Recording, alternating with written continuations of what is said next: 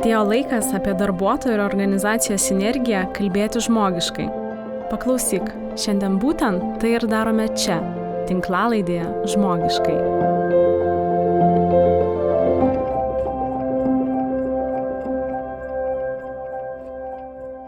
Sveiki, tinklalaidė Žmogiškai žiūrovai ir klausytojai. Sveikinuosi aš, Tripulo Consulting vadovė ir šios laidos vedėja Justė Pakėnaitė-Dailytkė. Ir šiandien man labai malonu pristatyti, kartu su manim yra taip pat Tripulo Consulting partnerė, konsultantė, verslo strategija ir fasilitatorė Gintė Aleksienė. Tai labas, Gintė. Labas, Justė, sveiki visi, kurie žiūri arba dar tik žiūrės. Labai smagu čia būti, labai senokai matėmės. Taip, senokai matėmės, truputėlį laiko prabėgo. Ir šiandien manau, kad kalbėsim labai įdomią temą, bent jau man labai įdomią temą. Tai pakalbėsim apie tai, kas organizacijose dažniausiai lieka tarp eilučių. Apie emocijas, tai kas iš tikrųjų vyksta komandose, bet ne visada yra įvardinama garsiai. Tai Gintė, man labai įdomu, ar pati rodai savo emocijas organizacijose?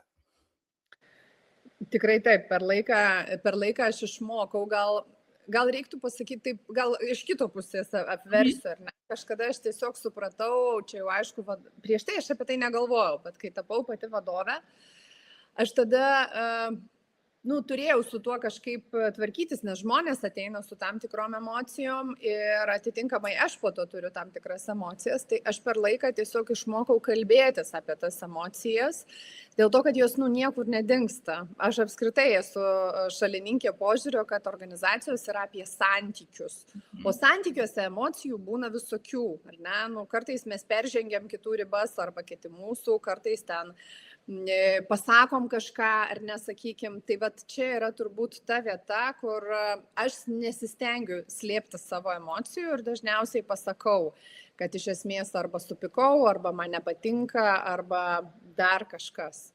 Kažkaip taip. Man atrodo, čia toks labai svarbus momentas būti atviram. Nepaisant to, kad ne visada tas yra patogu. Ir galiu pasakyti, kad dažniausiai tas yra labai nepatogu. Labai nepatogu apskritai žmogui, labai nepatogu būti šalia kito, kuris patiria kažkokią emociją ir ypač neigiamą. Jūs tą pripažinkim. Kai kažkas labai džiaugiasi, tai labai lengva būti. Labai gera būti šalia. Gali ploti, džiaugtis, bet kai iš tikrųjų žmogus jaučiasi blogai, kai jo emocija yra kažkokia neigiama, arba tai yra frustracija, arba pyktis, arba gėda kartais, arba baimė, būti šalia nėra taip paprasta. Tai man atrodo, čia yra tas toks esminis dalykas, kad būti šalia žmogaus, kuris jaučia didelę emociją, yra sunku. Ir organizacijoms yra, mano požiūriu, sunku būti tame, dėl to, kad yra tas požiūris, mes susirinkom juk čia dirbti. Ir emocijas tu tarsi, tu turi palikti kažkur kitur. Namie už durų arba prikaupiai dieną emocijų, pasiėmėjai savo kašinikėlį, neškis namo, o namie tau sako irgi savo darbo emocijas palik, darbe. Tai aš manau, kad čia yra labai svarbi tema, ypač dabar, kai daug kalbama yra apie smurtą psichologinį darbę, mobbingą ir taip toliau. Tai yra dar viena tema šalia to, tai yra, o kaip vis dėlto mes turim gyventi su tais jausmais ir kaip jų su jais tvarkytis ir bendrautame ir dar išlaikyti santykį ir dar siekti rezultatų. Tai manai, kad šiandien organizacijose tikrai yra vietos jausmams? Ne, aš manau, kad šiandien dienai organizacijose vietos jausmams nelabai yra, dėl to, kad visi susirenka dirbti, visi nori, kad emocijos būtų už durų. Ir manau, kad dauguma vadovų ir organizacijų šiaip net nelabai turi kompetencijos kalbėtis apie jausmus, tas emocinis grūdėtumas vadinamas, gebėjimas įvardinti arba kalbėtis apie tai konstruktyviai iš tikrųjų nėra priimtinas, dėl to, kad nieks nenori gaišti laiko su kažkieno asmeniniam problemom, visi nori daryti biznį.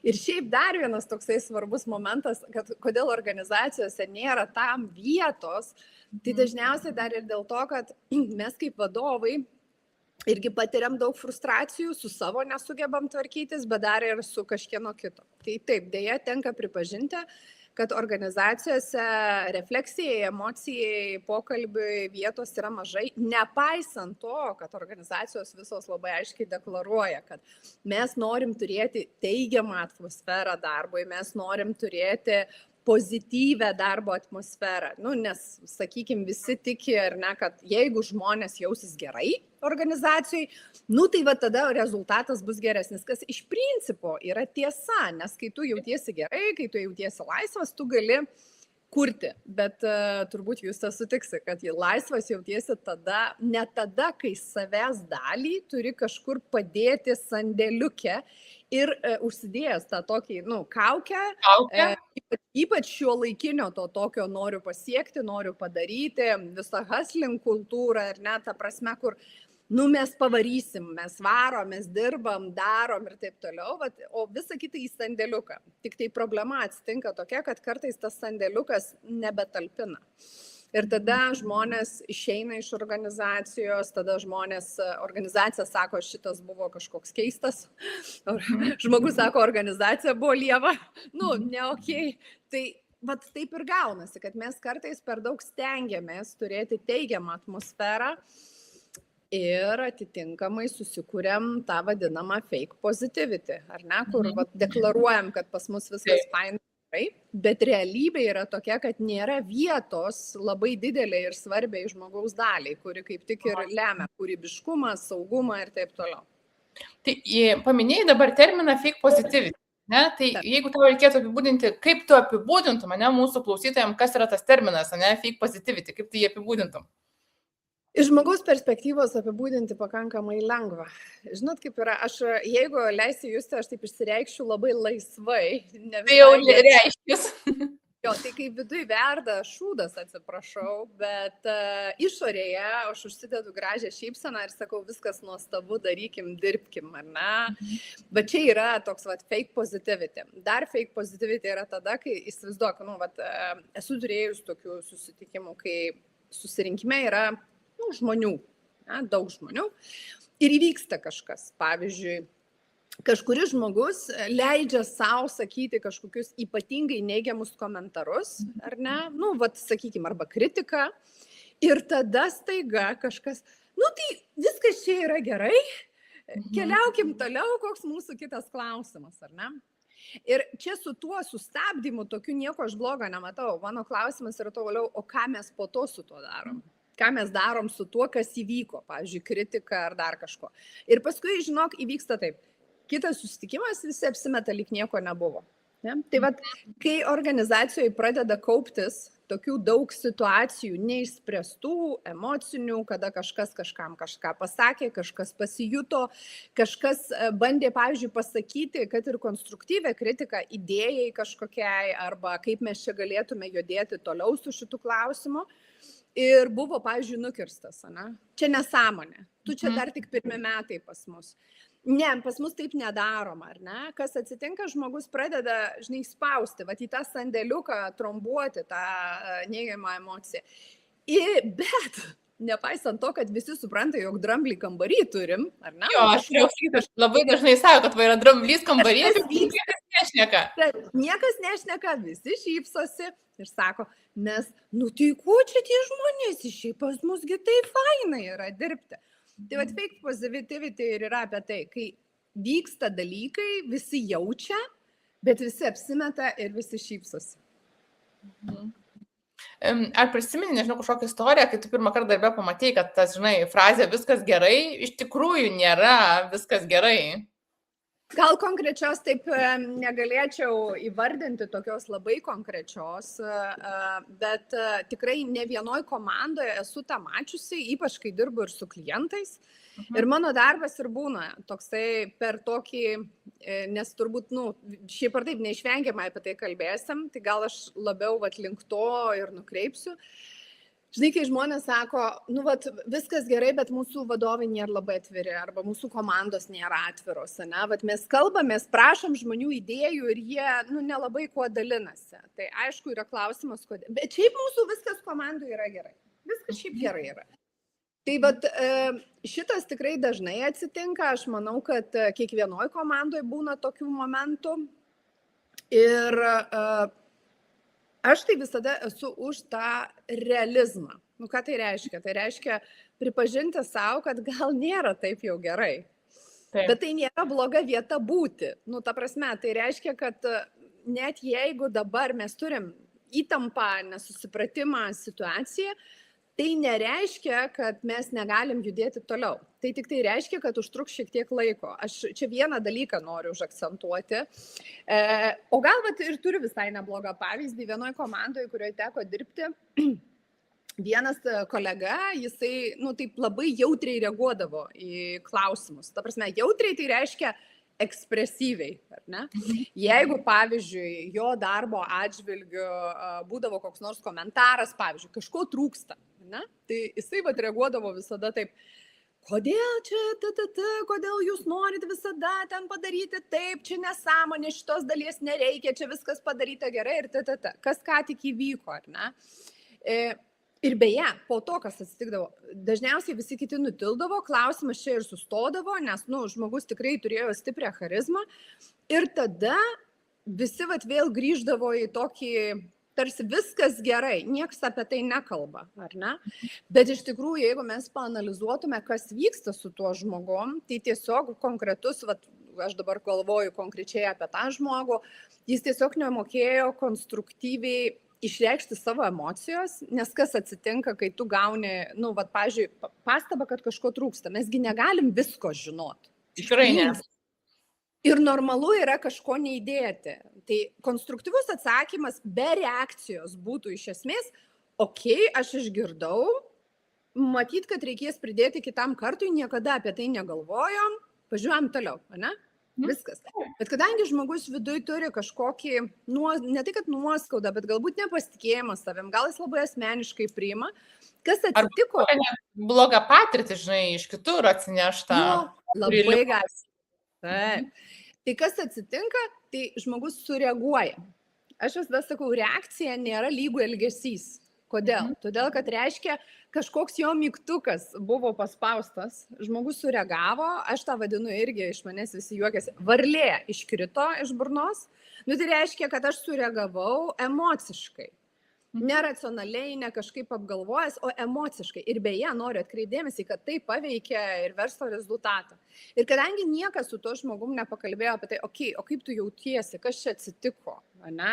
Kodėl tu taip vat, gal sureagavai, ne? Kad yra okei nežinoti ir okei yra, nu, ir okei netgi yra sureaguoti taip, ar ne?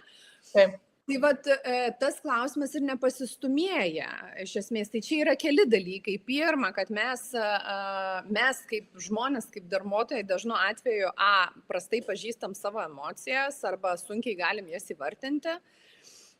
Antra, kad mes kartais konstruktyviai nesureaguojam arba neatsakom.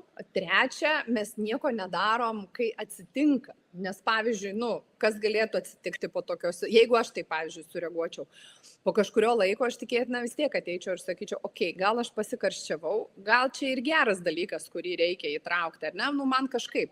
Bet ko reikėtų man, ne? Man reikėtų saugios aplinkos, kad mane priimtų kaip žmogų. Nu, nes visi labai skirtingi. Pavyzdžiui, yra žmonių, kurie save pernelyg gerai vertina, ne? Ir iš tų situacijų irgi atsitinka to tokio, kad žmogus įsivaizduoja, kad viskas gerai ir jam nieks nieko nepasako, bet kaip aš sakau, užkulisiuose vyksta reikalai, ne? Jau visi kalba apie tą situaciją, jau visi žino ir visi aptarinėja. Taip. Tai va, ir tada va, tas po trupučiuką ir veda į tokį, ar ne, jeigu, nes žmogus gali bijoti pasidalinti savo emocijom, bet klausimas, kiek jos yra, kiek mes jį galinam tam, kad okei, matom, kad tau skauda ir sunku, darom pertrauką, pasikalbam. Ne? Ir tas užtikrinimas, arba, pavyzdžiui, organizacijos sako, mes norim būti lankstesnis, mes norim daryti eksperimentus, mes nežinom, ar pavyks, ar ne, reikia daryti daug klaidų.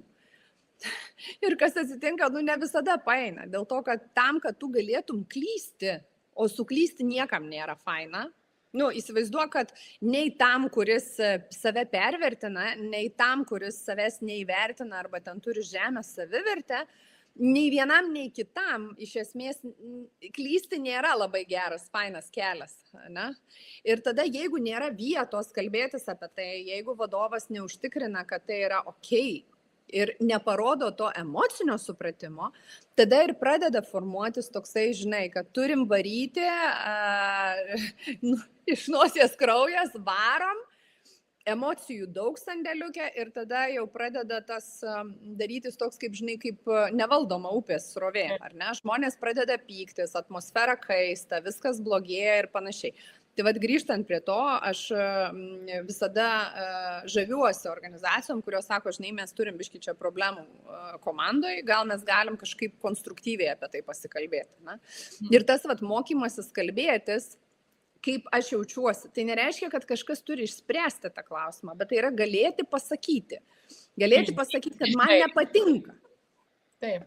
Išdrįsti, žinai, pasakyti tuos dalykus, tuos, jausmus, tas emocijas, žinai, kurias turi. O tai dar sugrįžtant, žinai, inovacijos organizacijose neatsiduria be klaidų, tai vadinasi, turi būti priimta ir sutarta klaidų kultūra, kad mums yra okei klysti tam, kad mes galėtume inovuoti ir turėti kažką naujus dalykus, žinai, atrasti. Bet to neužtenka, žinok, jūs, dar reikia tokios atviros grįžtamo ryšio kultūros, nes viena, kai man užtikrina, kad aš galiu klysti, kita, ar mes kalbamės apie tai kaip apie mokymosi patirtį, ir kita, ar aš gaunu iš kažkur kritikos ar ne. Nes aš tai gal galiu būti pasiryžęs klysti ir suvokti, ne, kad čia yra klaidų metodo, atrasim būdą.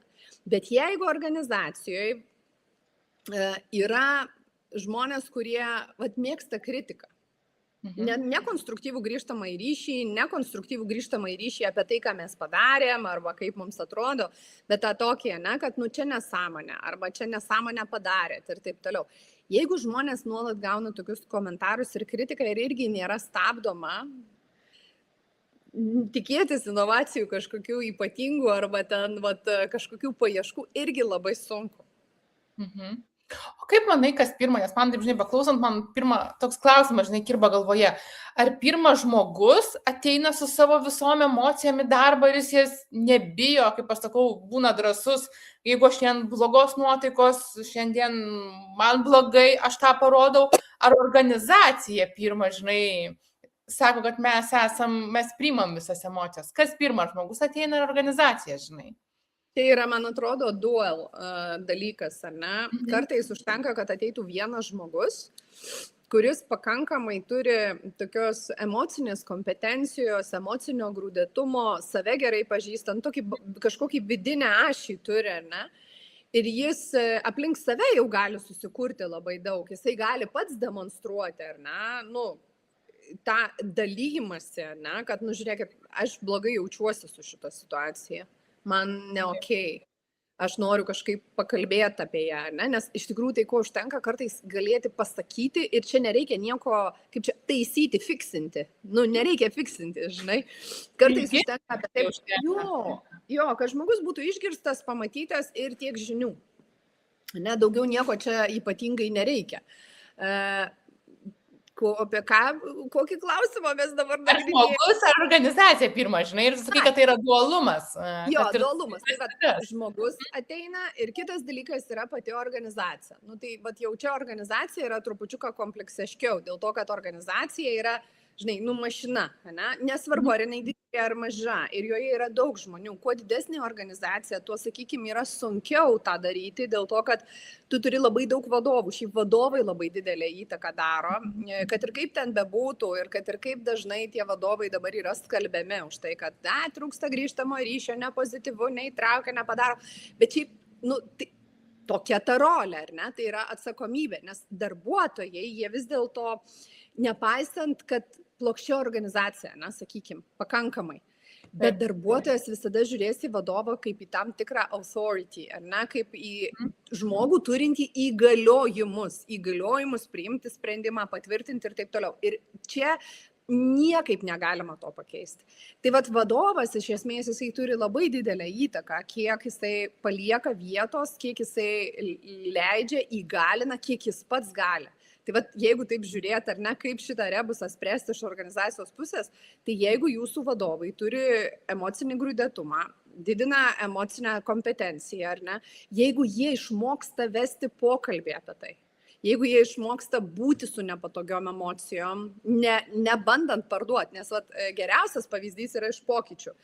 Vadovas, kai vyksta pokyčiai, ateina darbuotojams pasako ir darbuotojai, aišku, kaip sureaguoja. Mums nepatinka, čia nesąmonė, Ką vadovas tada daro, jūs tai žinai pirmiausia? Sakyčiau, kad vengia ir bando apie tai nekalbėti, nukreipti. Vengia. Vienas būdas bando nusiplauti, o kitas būdas yra čia tie karžygiai vadovai. Neša vėliavą ir įtikinėja visus, argumentuoja, įtikinėja, bando įkišti tą pokytį. Kai iš esmės nėra poreikio tą daryti, tau užtenka palikti vietos, kalbėtis, aš girdžiu, kad vyksta daug emocijos yra, kad jums svarbu. Pakalbam apie tai, kas neramina, tai kokios tos baimės, tai kas vyksta. Ir jums kaip vadovui nereikia eiti fiksinti. Jums reikia tiesiog pradžiai sukurti atmosferą pokalbiui. Ir tada jau yra tik tai klausimas, ką iš to, ką mes pakalbėsim, ką iš to, ką visi pasidalins, mes galim kažkaip tai transformuoti kažkokį veiksmą realų arba ne. Nes gali būti, kad taip. Ir būna, organizacijos sako, tai mes čia tik pakalbėjom. Tai mes čia pasidarėm team buildingą, pažaidėm. Bet problema yra tame, kad ar tai buvo prasminga, ar tai buvo apie tai, ar mes pakalbėjom, kas vyksta, kaip čia visi jaučiasi. Nes man tekę yra dirbti iš tikrųjų su labai techninėm organizacijom, inžineriniam tokiam. Ir nesitikė, bet ten žmonės savaip, bet irgi kalba apie emociją. Kad man nepatinka, man baisu, gal kitais žodžiais, tik trupučiuką.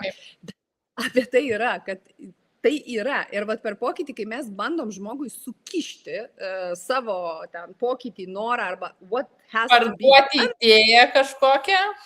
Aš vadinčiau taip tiesioginę to žodžio prasme, įbrukti, kad, davai, nekalbėk, imk ir eik daryti. Ir čia tada atsiranda tas izoliacija. Aš sėdžiu su tuo, naujų dalykų, pokyčių, kad man čia kažką reikės daryti. Ir aš neturiu jokio palaikymo. Ta prasme, jokios vietos. Aš galiu su mama tete pašnekėti apie tai, vyru namo grįžęs. Bet iš tikrųjų tai ir pačio organizacijoje turėtų būti vietos. Taip yra. Ir čia vadovams tenka tikrai didelė našta tam tikra, ar ne? Bet kaip aš sakau, jeigu nesi pasiruošęs prisimti to, kad emocinė gerovė žmonių, yra ir tavo darbo dalis, tai yra sukurti aplinką, leisti žmonėms pakalbėti, gebėti toleruoti ir būti su tom emocijom, gebėti iš to paimti kažką, kas padėtų, judėti priekį. Tai tada gal nereikėtų ir tapti vadovu, nepaisant to, kad daugam tai atrodo labai maloni pozicija būti. Bet, prieš 20-30 metų, turint omeny vadovo poziciją, yra viena, šiais laikais iš vadovo tikimasi gerokai daugiau, ar ne, kad ta atmosfera ir kurtųsi.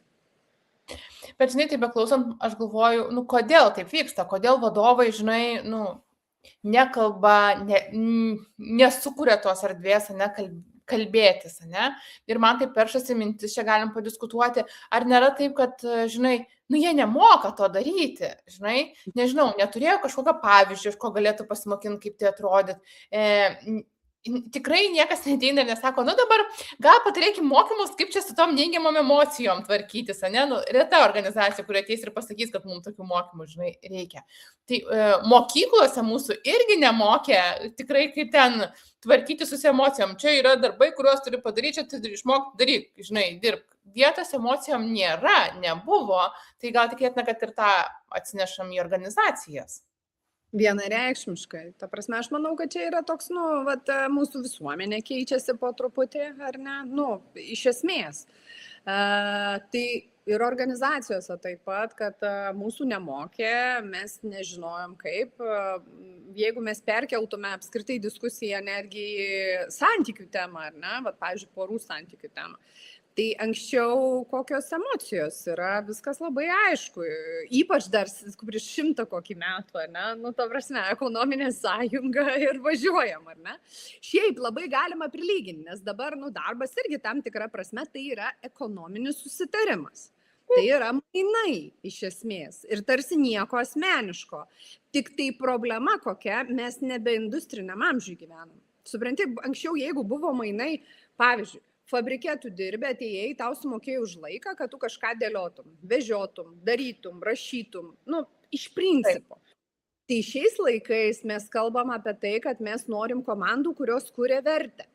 Kurios sukuria kažką. Nes nebėra taip, kad šiaip irgi labai įdomi dalis, organizacijos ne visada pačios žino, kaip jos turės judėti toliau. Viskas yra evolving.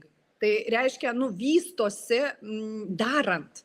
Nėra taip, mesgi tobulinam praktiškai didžioji dauguma organizacijų, su kuriuom susiduriu, jos kažką tobulina, keičia, pertvarko ar ne, vis nori daugiau, nes konkuruoti rinkoje nėra paprasta. Tai reiškia, mes turim nuolat kurti vertę, nuolat keistis, nuolat pristaikyti. Ir tada gaunasi, kad jeigu mes nebegyvenam industriniam laikotarpyje, tai ir seni metodai, kur tylėk, neįdomu, padaryk darbą, čia yra ekonominiai mainai, ekonominis tik tai kontraktas, jie baigėsi. Nes jeigu mes iš žmogaus norim kūrybiškumo ir vertės kūrimo kažkokio, tai mes jau turim kalbėti, kad tai organizacija kaip po tokia, jinai nėra vien tik tai apie atlyginimą, ir davimą instrukcijų žmogui, ką daryti. Lygiai taip pat ir žmonės, šiaip darbuotojai, kurie ateina dirbti į organizacijas, irgi turėtų tą suprasti, kad aš ateinu kurti vertę, kad man atlygį moka ne už valandas, ne už tai, kad aš atlieku savo pareiginėse prašytas funkcijas ir purkštauju, jeigu neduok Dieve, man reikia daryti kažką biškį papildomai, nes čiagi ne mano darbas, ne mano šitam reiškia pareiginėse neparašyta. Tai vat organizacijos keičiasi, tas lūžis po truputį vyksta ir panašu, kad jeigu mes norim kurti vertę, iš tikrųjų ieškoti naujų sprendimų, būti konkurencingi, kaina, kurią teks sumokėti, tai ir yra tas konstruktyvios aplinkos sukūrimas. Ir aš noriu kalbėti apie konstruktyvę aplinką, ne apie pozityvę aplinką. Nes ta pozityvi aplinka arba noras, žinai, kaip būna, nesvarbu, tu turi būti geras darbuotojas. Bet kas apibrėžtas yra geras, žinai? Jo, bet sakykim, aukštas standartas, ir mes bandom, arba rezultatyvus, nes geras darbuotojas jūs, kuris atneša gerus rezultatus, sakykim tai. Man atrodo, dabar visi nori atsakomybę prisiimančių darbuotojų, kurie prisimtų atsakomybę ir visi dalykai būtų savaime suprantami. Tas irgi tiesa. Bet čia ir yra tas labai įdomus dalykas. Organizacijos ir vadovai nori priimti darbuotojus, kurie prisimtų atsakomybę, darytų ir kurtų. Bet ar organizacijos prisiema atsakomybę už tai, kad darbuotojas turėtų tam tinkamą aplinką, tą konstruktyvę aplinką, konstruktyvų realizmą. Nes aš asmeniškai netikiu pozityvę aplinką, man tas pats žodis nelabai patinka, dėl to, kad sakau, jisai įpareigoja tave. Kodėl, mano nuomonė, viena iš priežasčių, kodėl organizacijos pakliūna į tuos fake positivity spastus. Ne tik dėl to, kad kompetencijų neturi vadovai, pati organizacija, tradicijos nėra, kažkokio kelio nežino, nors dauguma jau pradeda judėti link to. Bet dėl to, kad, užsideda savo, turim būti pozityvi organizacija. Ir kai aš noriu būti pozityvi organizacija, tai kaip visi dažniausiai taip pasąmoningai supranta, kad reiškia, pas mus neturi būti konfliktų, neturi būti neigiamų jausmų, neturi būti kažkokių šaršalų, neturi būti išstojančių su kažkokiais, reiškia, savo nepasitenkinimais ir taip toliau. Kuo man patinka jaunoji karta, jie ateina su laisve. Ta prasme, juos vadina, aišku, Gen Z, snowflakesai, su jais problemos ir taip toliau, bet jie nesismulkina. Ta prasme, nes jeigu mato, kad organizacijoje yra tas fake positivity, jie sako, ačiū, aš paieškosiu kito darbo. Ir pinigai nebelemia. Kodėl? Todėl, kad jie nori būti laisvi, jie nori daryti tai, kas kuria vertę. Jie labai taip, siekia rezultato, kitaip tariant. Tai man apie tai, žinai. Tai abipusiai, tai ateina ir iš žmonių, iš organizacijų. Manau, kad tas pokytis labai stipriai vyksta su ateinančia karta ir su tuo, kad organizacijos turi konkurencingumą kažkaip išlaikyti. Tik tai, sakau, pakliūva į tuos spastus, tai yra būkim pozityvi aplinka ir apsimeskim, kad nieko nėra, kai iš tikrųjų mums reikia išmokti su tuo dirbti ir tą tokį konstruktyvą realizmą turėti. Nes dabar situacija. Aš esu turėjus situacijų, tikrai ne vieną kaip vadovas, kada mes sėdim, kaip aš sakau, purve iki ausų. pavyzdžiui, prasti rezultatai arba konfliktas kažkoks ar dar kažkas ir sakyti žmonėm, oi, žinokit, viskas yra gerai. Mes dabar čia, viskas yra gerai, eikim dirbkim ir taip toliau. Tai taip neveikia. Ta prasme, tu ir sakai, žiūrėkit, mes dabar sėdėm purve iki ausų, turbūt blogiau būti negali, davai biškį pašnekam apie tai ir tada bandom kažkaip ieškoti kažkokių išeičių. Ne? Bet čia, man atrodo, yra realesnis būdas. Toks konstruktyvas ir realizmas. Tai jeigu tu, sakau, išsitepliojai visas iki ausų, tai tu negali sakyti, kad aš kvepiu ramunėlėm. Nes, ta prasme, taip yra. Mes dabar sėdim čia. Toks skamba, kad pripažinkim. Pirmas žingsnis galėtų būti toks pripažinimo, žinai, tos realios situacijos, to, nežinau, dramblio kambaryje, to įsiteliojimo purve, ar ten ne tik purve. Pripažinimas to, žinai, pirmo žingsnio, ką mes turim, kokia yra reali situacija. Nebijoti to. Kas toliau gali sukurti tą, kaip pavadinai, nekartą konstruktyvę, žinai, aplinką, ne? Kokie elementai gali būti? Tai vienas, kurį tu labai gražiai vardėjai, tai tas pripažinimas, tam reikia drąsos ir vadovams pagrindinė turbūt užduotis yra gebėti būti su nepatogumu. Aš iš tikrųjų, kai vedu daug mokymų vadovams, pastebiu, kad vadovams labai, ant tiek yra nefaina būti su nepatogumu kažkieno kito. Ir tai griauna viską, jų komunikaciją, jų santykį, jų grįžtamą ryšį darbuotojams, pasitikėjimą ir visą kitą. Nes tiesiog jie nori sufiksant, kuo greičiau. Sutvarkom viskas, bet čia ne kaip sagą įsiūti iš naujo. Ta prasme, čia yra procesas, žmonės emocijas procesina kažkurį tai laiką. Tai tas gebėjimas būti su nepatogumu turbūt yra vienas iš svarbių dalykų tam, kad mes galėtume pripažinti, atsisėsti. Plus reikia drąsos, atsisėsti ir pasakyti labai aiškiai, kad mes esam dabar čia. Kaip čia dabar su tuo jaučiamės, kaip kiekvienas jaučiasi arba tvarkosi. Dar vienas dalykas, kuris padeda, tai turbūt yra tie tokie rutininiai pokalbiai, temperatūriniai. Ne? Ir mano nuomonė, kartais, aš nesakau, kad team buildingai negali būti smagus ir tiesiog laiko praleidimui, bet vis dažniau aš taip noriu sakyti, kad vis dėlto gal pagalvokim, gal tenai paieškokim prasmių, to prasmingesnio ryšio kūrimo, vienas kito pažinimo, pokalbio apie emocijas, gal mokytis reikia kartu ar ne apie emocijas ir panašiai. Nieko aš naujo daugiau nepasakysiu, tas pats grįžtamasis ryšys. Ir dar vienas dalykas, man atrodo, kuris labai labai svarbus, kad vadovai prisimtų atsakomybę už tai, kas vyksta komandai. Ką aš čia tuo turiu omeny. Tai yra, žinot, tas dramblys kambarį arba, ten žinom, kad kolegos ne visai sutarė. Iš esmės. Visko. Bet vadovai iš esmės turėtų prisimti už tai atsakomybę ir naudoti tą vieną iš tokių strategijų ėjimo į santykį. Nes vadovas, jisai turi gebėti demonstruoti labai skirtingas tas elgsenas, ar ne? Tai viena iš jų, tas ėjimas į santykį ir supratimas, o kas vyksta behind the scenes, už tos užkulisiuose, kas čia yra. Ir tas prisėmimas atsakomybės, nes būna vadovai sako, taigi čia ne mano reikalas, čiagi jie nelabai čia kažkaip, gal sutarė, bet, žinai, turi padėti savo nepatikimus į šalį. Bet žmonės tolina tai, kad jie mato daugiau skirtumų tarpusavyje, o artina tai, kas juos jungia potencialiai arba kur yra tie panašumai. Čia apie įtraukumą tai yra. Tai tas atsakomybė už ryšį, už komandos ryšius.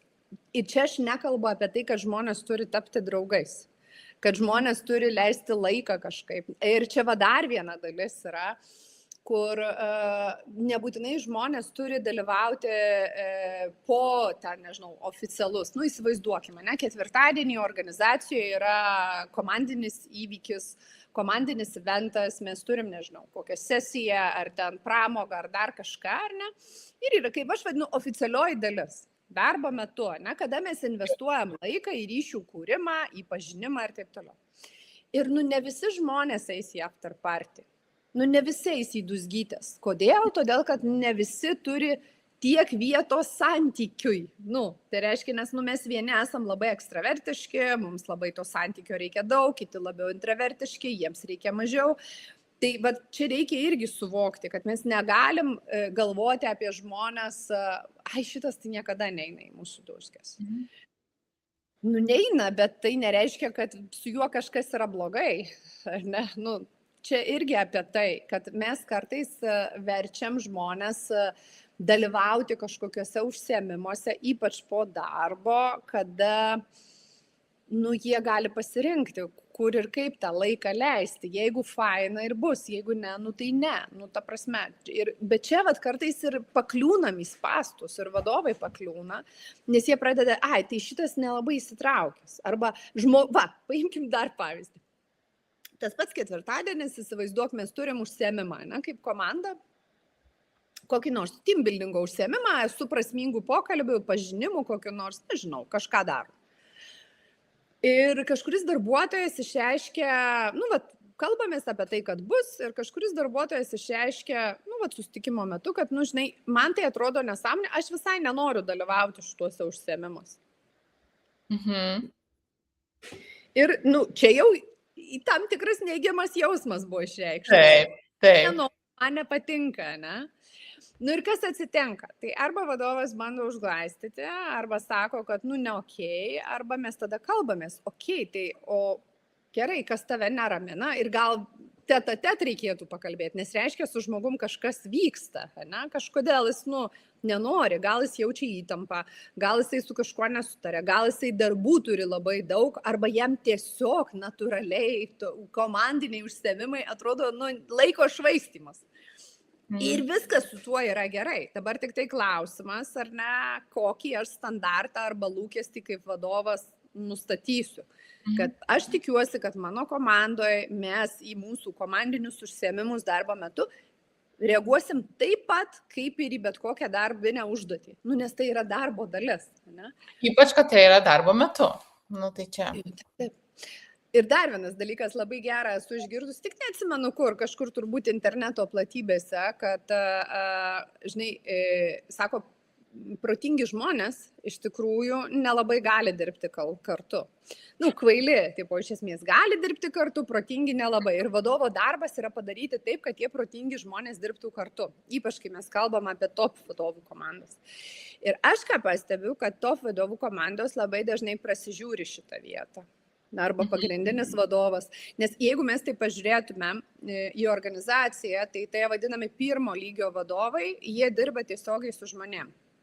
Ir ten iš jų ir tikimasi yra, kad jų darbas yra žmonės. Ugdymas, komandos formavimas, palaikymas ir taip toliau. Ir kuo mes kylam aukščiau hierarchijoje, ypač jeigu jinai didelė, tai tuo mažiau lieka šito, nes visi yra koncentruoti į verslą. Tai aš gal taip norėčiau uždėti, kad vis dėlto labai ir nuo pagrindinio vadovo priklauso, kiek tu kaip įmonės vadovas investuoji į savo vadovų komandą. Nes jie ir yra tarsi tie labai protingi žmonės, o jeigu jiems sunku dirbti kartu ir tu esi atsakingas už tai, kad jie dirbtų kartu, tai tada peršasi tai, kad tam, kad jie, nesįsivaizduok, aš tikrai dažnai susiduriu. Du padaliniai, nesusitarė, nesintegruoja, ten kažkaip nevyksta komunikacija, dirba tais vadinamais silosais, ne? Tai, bendradarbiavimui reikia tos vietos, tai reiškia, pagrindinis vadovas turėtų sukurti erdvę, kur galima apie tai kalbėtis, nes ten reiškia kažkokie katė tarp jūs perbėgo. Gal KPIs nesutampa, gal žmogus bijo dėl savo bonusų. Ne, dėl to jisai draskosi, nesvarbu, kad kitam padaliniui nebus okei. Tai bet vadovas turi norėti kalbėtis apie tai ir tas ir prasideda nuo jausmo. Kad, žiūrėk, aš jaučiu, kad čia kažkas kepa verda ir vyksta. Ne? Kas yra? Ne? Kas tau yra? Ir ne tai, kad kodėl gal jūs nesutarėt, bet pradėkim nuo to, o kaip tu? Kodėl nesigauna kažkaip ieškotų bendrų sprendimų. Ir tada... Ne tai, kad kažkokių kaltų ieškoti, bet suprasti priežastis, ne? Kas vyksta tarp tų padalinių, kodėl ten nesikuria dalykai, ne? O kartais vyksta dažniausiai tai ne tai, kad tarp padalinių, kartais vyksta su vienu ir su kitu žmogom, nes vienas, nežinau, reali patirtis, vienas bijo negauti bonusų iki metų galo, Mhm. Dėl to jisai daro tą, ką daro ir bando ten, čia dažniausiai, žinai, tarp pardavimų ir gamybos arba įgyvendinimo arba panašiai. Pardavimai vis tiek daro tam, kad savo bonusus susirinktų, nes jam paskola vaikai ir mašina. Ir iš to kyla įtampa, o kitas tiesiog nori būti labai efektyvus. Dėl to lankstumui nepalieka vietos. Nu ir tada, žinai, tolsta. Tai mano kaip vadovo darbas būtų padaryti, kaip juos integruoti. Nežinau, per KPI-sus, per bendrus tikslus, per tą suvokimą, o ko tu nori, koks tavo interesas, o ko tu nori, kas tave labiausiai neramina, koks yra čia tas neigiamas jausmas šitoj vietoje, ne? Ir tada jau ieškoti, o ką galima su tuo daryti, ne? Tai vat pirma, iš vis pripažinti, kad yra, parodyti, kad yra vietos jaustis, tada yra jau toksai daugiau supratimas, o apie ką čia iš tikrųjų yra, ar ne, ir tada jau galima kažkokių ieškoti objektyvių veiksmų. Ne? O kartais tiesiog reikia laiko. Čia ypač su pokyčiais. Nu, ta prasme, tiesiog kartais reikia laiko, o kartais reikia po to jau brėžti ribą. Nes toj pačioj situacijoje, va su šitais dviem padaliniais, kas gali atsitikti, ne, nu, įsivaizduokim, yra Jonas ir Petras. Jonas pardavinėja, Petras gamina, ne, yra vadovas viršų. Ir jie nesutarė ir paaiškėjo, kad, nu, vat, Jonas tiesiog nemėgsta Petro, nes Petras pastoviai jį užgaulioja. Nu, sakykime. Visko būna. Taip. Jo, tai dabar tokia nelabai feng shui situacija, ne? Tai reiškia, beje, aš savo gyvenime esu turėjus panašią situaciją, kai mano 2 pardavimų vadovai nesutarė ir aš labai paprastai, jie neatsidalino dalyko, turėjo susitarti. Tai aš ką padariau ir pasakiau taip, dabar žiūrėkit, jūs turite savaitę laiko bandyti vieni, kažkaip susitarti, pasikalbėti iš tikrųjų, ne, vat skirkit laiko, noriu, kad dabar užsisetintumėt susitikimą pokalbį. Jeigu jums nepavyks, tada mes tęsim 3, ne, su manim kaip su mediatorium, ne, toliau. Tai vat kartais tiesiog užtenka priversti žmonės, nu, išsispręsti. Duoti kaip darbinę užduotį, kad šitą klausimą turi susitvarkyti. Taip. Ir čia nėra prašymas, išsiaiškinkit santykius ir vienas kitą pamelkit, bet pradėkit mokytis spręsti konfliktą. Ne? Nes vat konfliktai irgi ta pati yra neigiama emocija, žmonės bijo tų konfliktų, nenori, ne? Visi susigūžia. Tai vat kai aš kalbu, pavyzdžiui, apie tos 2 padalinius, tai ten irgi labai panaši situacija ir yra. Žmonės labai, nu, visi sėdi visiems taip, nu, ne feng shui, žinai, nes, nu, tie 2 nesutarė, kalasi per susirinkimus, o visi kiti sėdi tokie, ką daryti per to. Ir čia dar vienas rebusas. Tai gerai, su tais 2 padalinių vadovais mes ką tik susitvarkėm, o ką su visa kita komanda daryti? Ir čia tada kyla klausimas, tai gerai, kaip aš kaip vadovas turėčiau dabar, na, nu, vat, pasielgti. Na, tai turbūt labai aiškiai reikia vadovui išeiti su komunikacija. Na. Taip.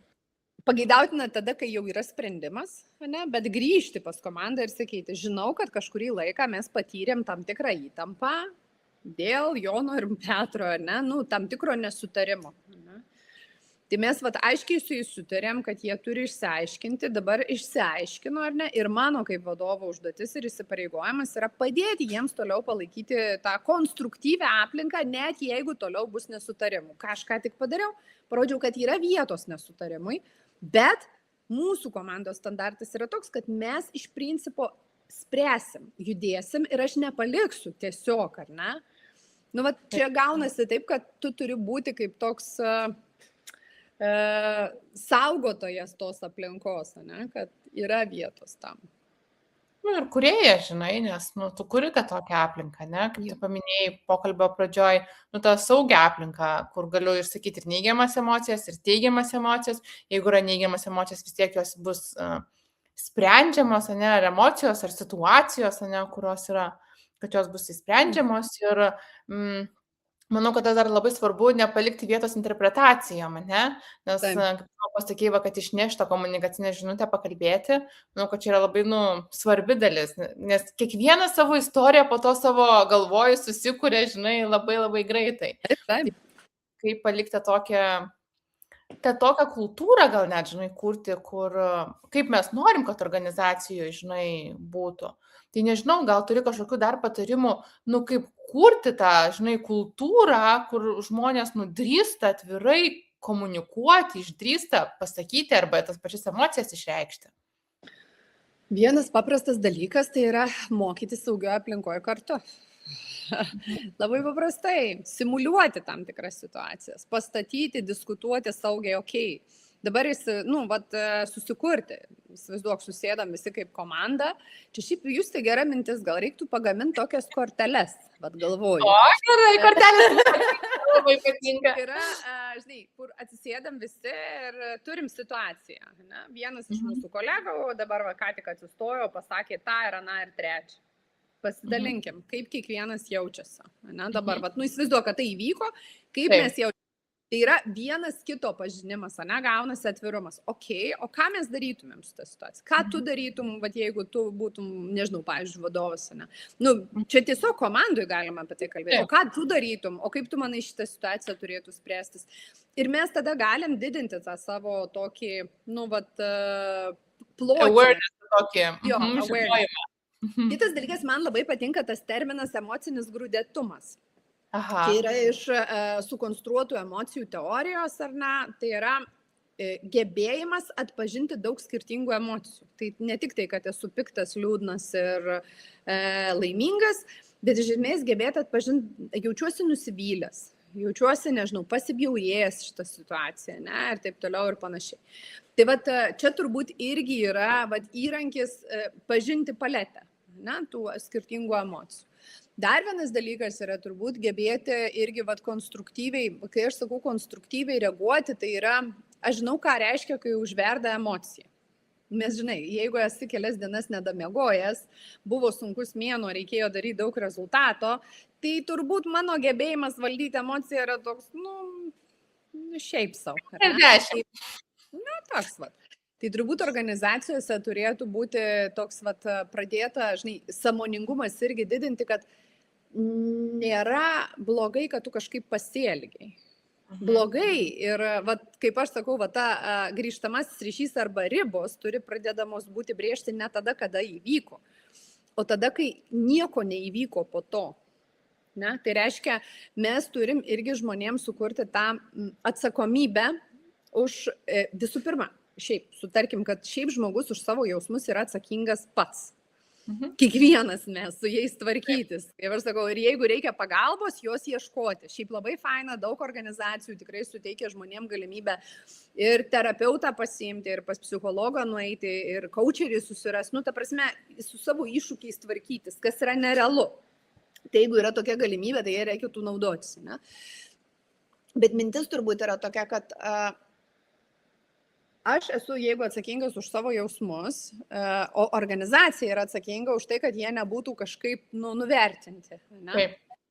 Tai tos kultūros kūrimas, kaip ir sakiau, per mokymus, per patirtis, per kažkokius tokius pakalbėjimus, per komandinius užsiėmimus, per realias situacijas. Ne? Tai reiškia, kai nepaliekam neišspręsto, neiškomunikuoto, nepasakyto, bet čia, žinok, nieko, šiaip tokio, pavyzdžiui, pokyčiuose, ne, vyksta organizacijoje pokytis, kažkas įvyko ir visi tyli, kaip burnas prisisėmė, ne, nes nieks nenori būti su ta nepatogia emocija, ne, iš esmės. Tai organizacijos turbūt norėdamos didinti emocinį grūdėtumą, žmonių tą gebėjimą valdyti emociją arba įvardinti, ne, kad man dabar per stogą muša, bet aš galiu sakyti, okei, aš dabar negaliu kalbėti apie tai. Atidėkim, kada aš jausiuos geriau. Ir kad tai būtų okei. Nes šiaip organizacijos irgi labai greitai nori viską išspręsti. Žinai, taip.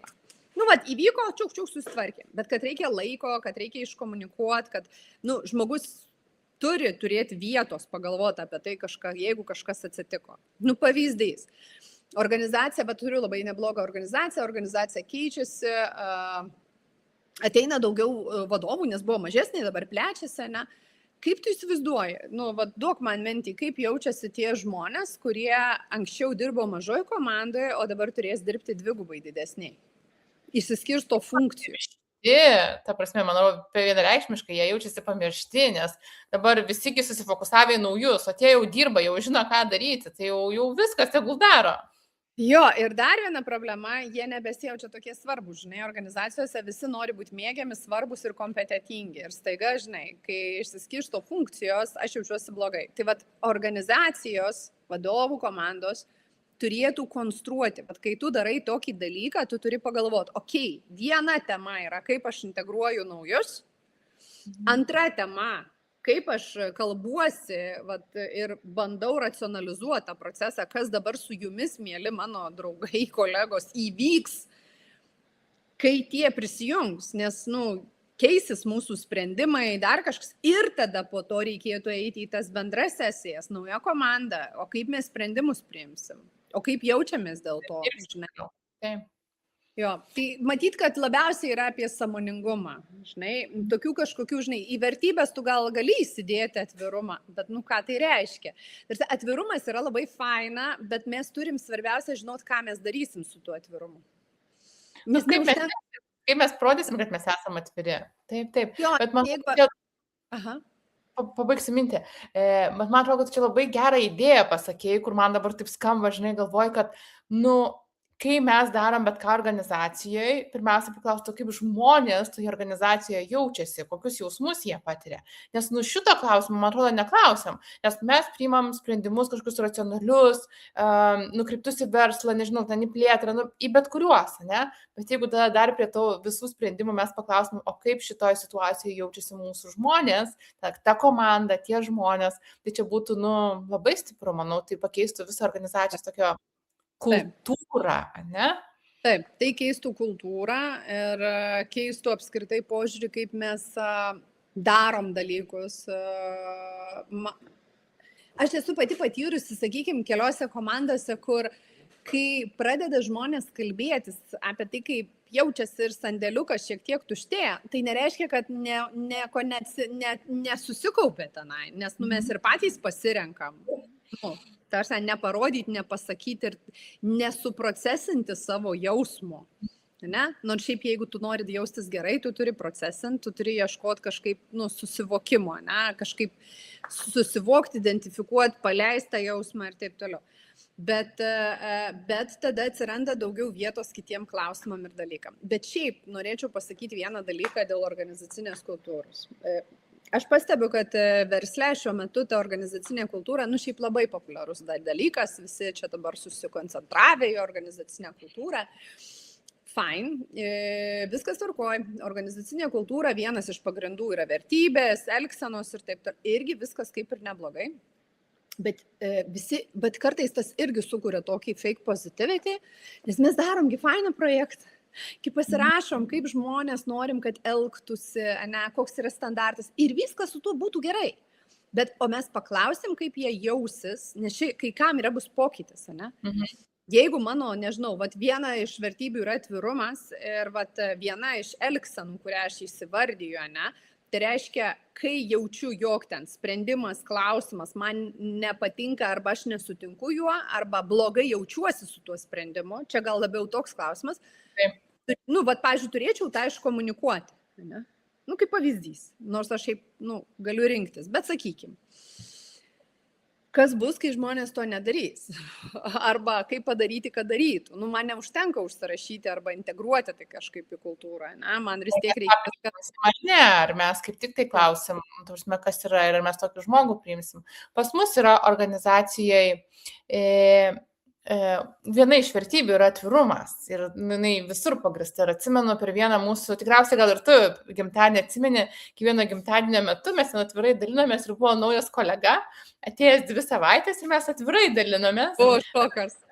Taip. Ir jis taip visą laiką politiškai korektiškai atsakinėdavo mum į klausimus ir kitas kolega sako jam, kad žiūrėk, jeigu tu po 3 mėnesių mums taip į klausimus atsakinėsi, tikėtina, kad tu čia neliksi. Tai ką daro ta kultūra, kur pati jinai priima arba išmeta tos žmonės? Taip, nes aš mesiu tau dabar iššūkį. Ar kiekvienam gali būti priimtinas tokio lygio atvirumas? Nes tenka pripažinti, mūsų komandai yra toks gan kartais net grubus atvirumas. Ta prasme, mes esam taip sutarę, tarsi mums tinka, bet tikrai netinka daugeliu žmonių. Turiu omeny, žmonės nori, kai kurie žmonės nori tų vienaragių, vaivorykščių, nori to kartais nešnekėti apie dalykus, ar ne? Tiesiog, aš gal paskrebensiu savo darbus ir, tiesiog, gal jūs ten su savo kažkuo pabūkit, žinai.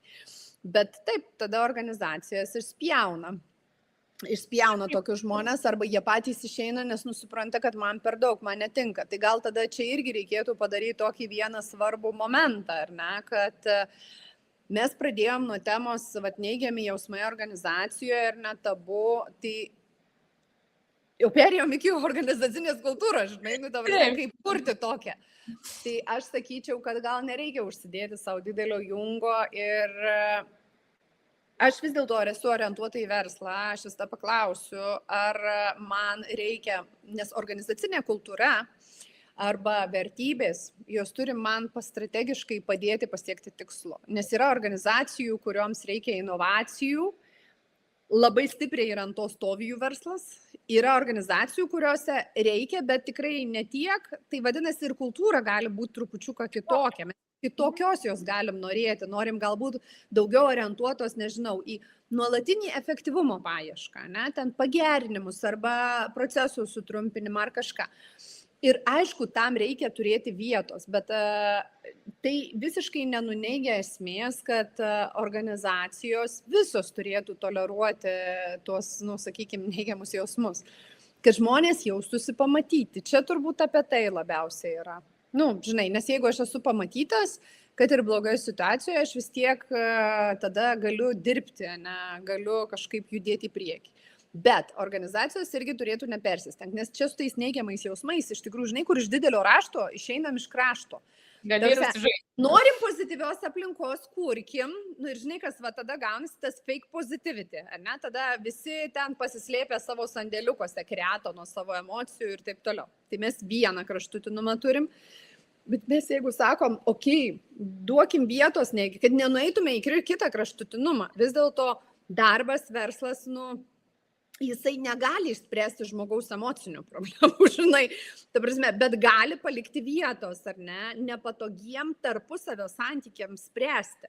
Nes paprastai tai yra apie tai, kad tai yra santykiai ir mums reikia tuos santykius, ar ne, reguliuoti, balansuoti, sakykim taip.